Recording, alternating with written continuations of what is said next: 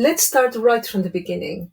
ATLs stand for Approaches to Learning, and these are the skills that help learners, child or adult, become better learners, understand how they learn so that they can learn more effectively.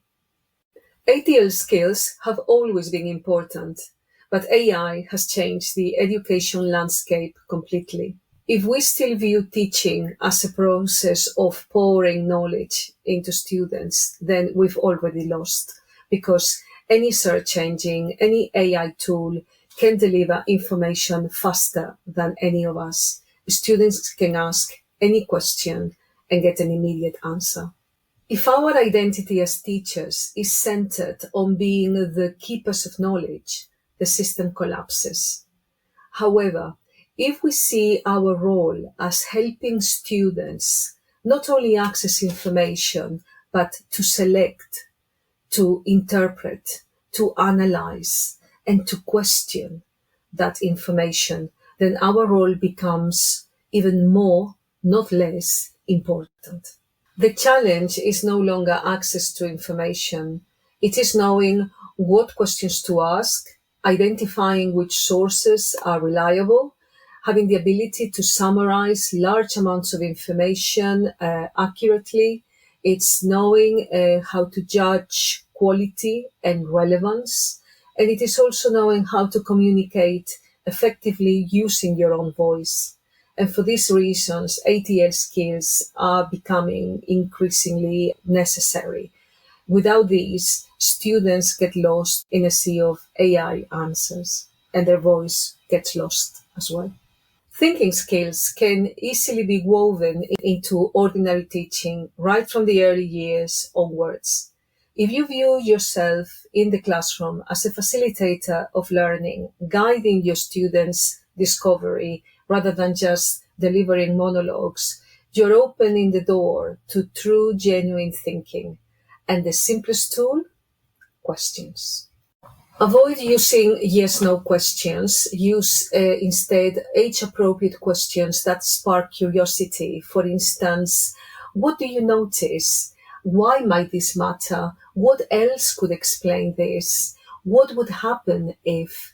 And you compare these questions with some surprising facts about your subject or some thought-provoking prompts, and you instantly change the atmosphere of a lesson. The content stays the same, but the student engagement doesn't, and it costs nothing.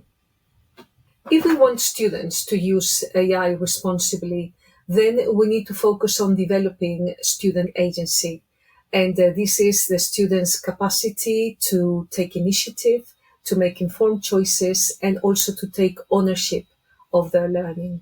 How do we develop a student agency? First of all, by giving the students opportunities to develop their voice, asking their views, their ideas, their opinions, their perspectives, and if at all possible, using these perspectives and opinions to shape the learning environment, to perhaps even have an impact on what aspect you're focusing on in your teaching. Secondly, is giving students choice. A choice of tasks, a choice of approaches, a choice of resources. And this means that learners, students will have to make meaningful decisions. It doesn't mean there is a free choice, but it's just structured autonomy that will support deeper engagement and will also develop self-regulation skills. Finally, there's the aspect of ownership.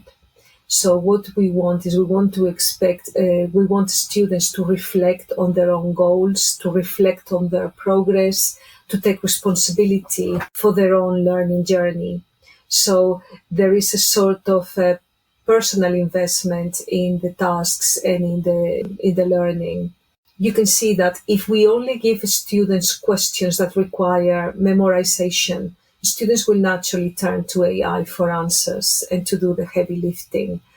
But if we give them activities that require personal investment, that will require analysis, interpretation, research, students will be invested because they have chosen that particular topic. They want to show their particular views. If we ask them to critique a source or to shape an argument, in all these situations, AI is not the answer. However, AI becomes a tool, not a crutch.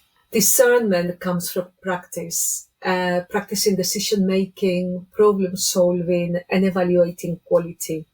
And teachers must design for this intentionally. There is no need to redesign the whole curriculum. You just need a small shifts that will actually make a huge difference. And first of all is just to build the student voice through reflection.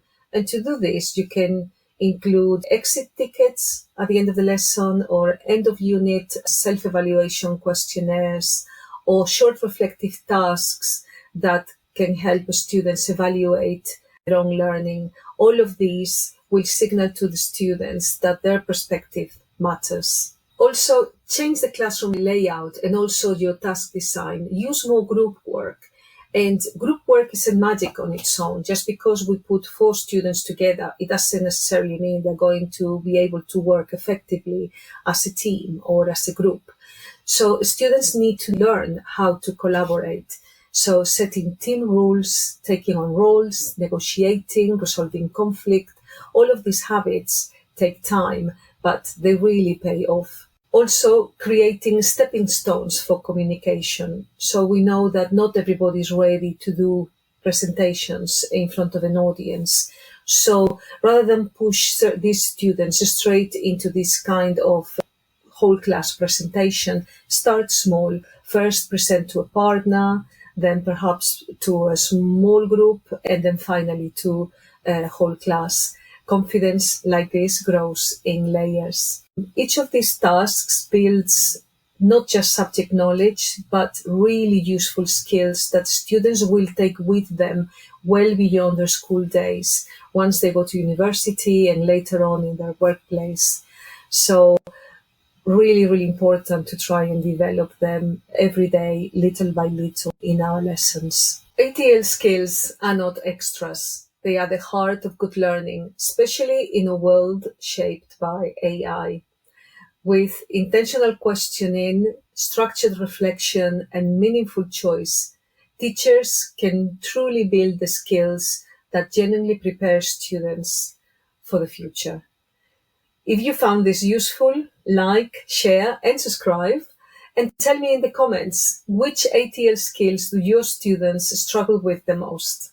Looking forward to seeing you in the next video.